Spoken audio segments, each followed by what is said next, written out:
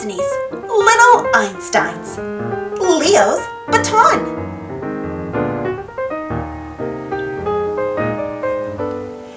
It was late winter, and the little Einsteins were cozy inside their clubhouse, enjoying some hot cocoa. Suddenly, Rocket's antenna lit up. He was sending the team a signal. "We have a mission!" exclaimed Leo. The team quickly headed to Rocket's look and listen scope to find out about their mission. Leaves sticking out of the snow?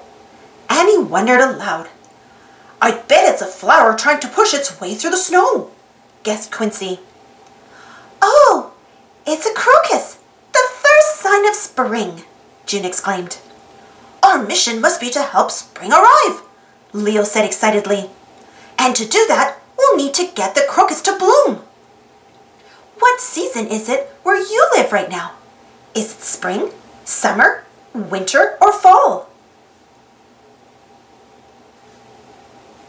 Just as the team was about to blast off to Crocus Hill, Leo realized that something was terribly wrong. "My baton is missing!" shouted Leo. "Oh dear!" exclaimed Annie. "You'll need it to conduct the crocus. Where could it be? We need to go back to the clubhouse and find it." Quincy was puzzled. "There has to be a clue around here somewhere." "Look around the clubhouse. Do you see a special message that might help the team?" "Great job! You found the special message. Look closely. Can you name all the items you see pictured?" "What do all these pictures mean?" asked Annie. Maybe it's a code we need to crack," replied Quincy. June had an idea. "Let's write down the first letter for each pictured word to see if it spells out a sentence." "Good idea, June," said Leo. "Let's see," said Leo. "If we write in an F for frog, an I for ice cream, an N for nail, and a D for dog, we have the word find." "That's good advice," said June. "Leo just needs to track down his footprints to figure out where he last had his baton." "Leo, did you have your baton on our last mission in Vermont?" asked Annie. "You're right, Annie!" exclaimed Leo. "And my footprints should be pretty easy to find in the Vermont snow. Let's head back there."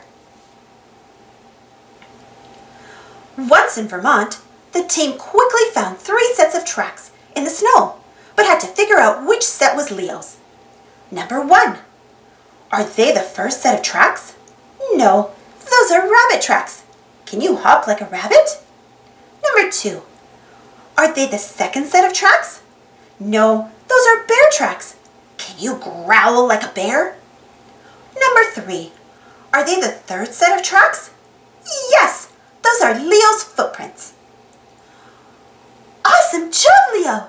praised June. "Let's look at the next word. A Y for yo-yo, an O for owl, a U for umbrella, and an R for rabbit. Your. Can you figure out the last word to solve the secret message? Look at each picture and think about what letter begins each word."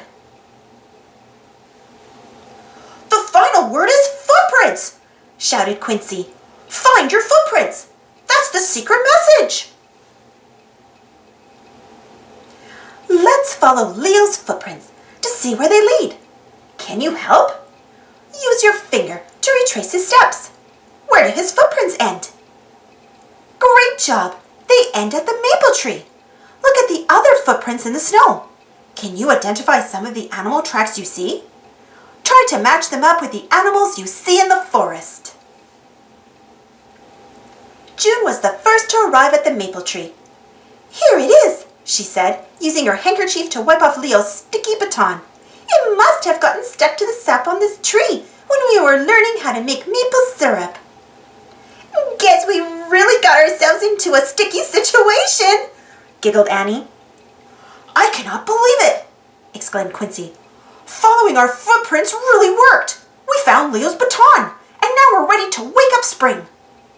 "That's right, Quincy," said Leo. "In just a few hours, it will be the first day of spring. We need to get to Crocus Hill. There's no time to waste. Look, the team found the green leaves poking through the snow on Crocus Hill. Are you ready to help Leo encourage the crocus to bloom? Pretend you have your own baton and wave it around. Now squat down and pretend you're ready to burst through the snow. 5, 4, 3, 2, 1. You did it. You helped the crocus bloom and got spring to arrive on time. Spring has sprung, cried June. Let's spin and twirl to celebrate.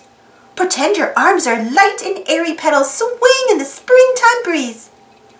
Great dancing, June, said Quincy. I'll accompany you on my flute. Toot-a-doot-doot.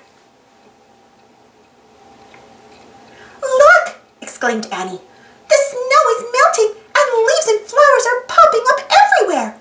Let's sing a song to celebrate.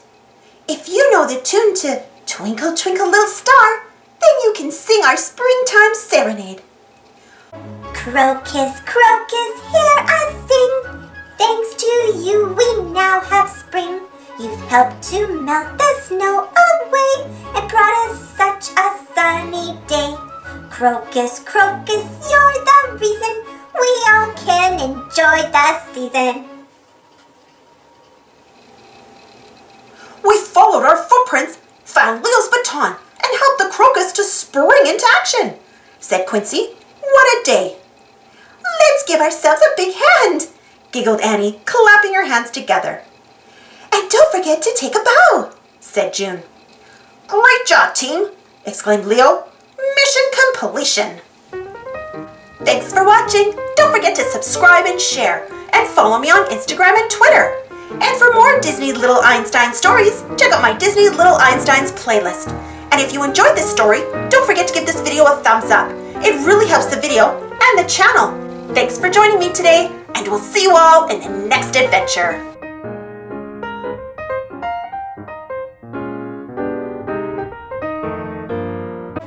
Crocus, crocus, hear us sing. Thanks to you we now have spring. You've helped to melt the snow away and brought us such a sunny day. Crocus, crocus, you're the reason we all can enjoy the season.